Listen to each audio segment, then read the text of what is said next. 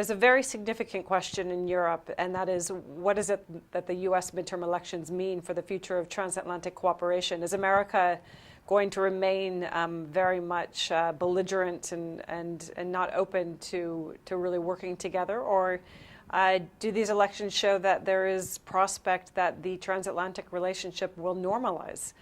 And I think what we've seen is that America remains very much divided.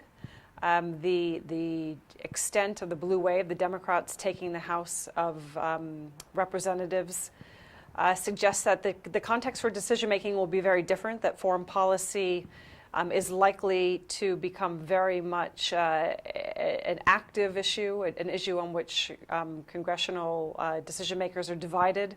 And I think it means that there's a lot to play for in the United States. One question is whether Europe is willing to wait that out and to see what that means when it comes to 2020, or whether the intensity surrounding trade relationships, foreign policy, will become very difficult and even more intractable and present more barriers to cooperation.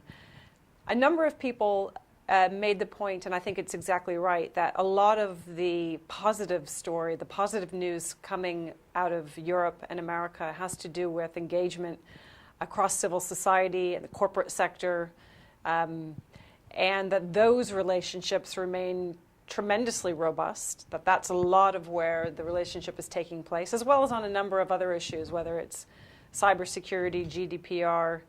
But the really high-profile policies have been much more toxic, and some of those are likely to continue. I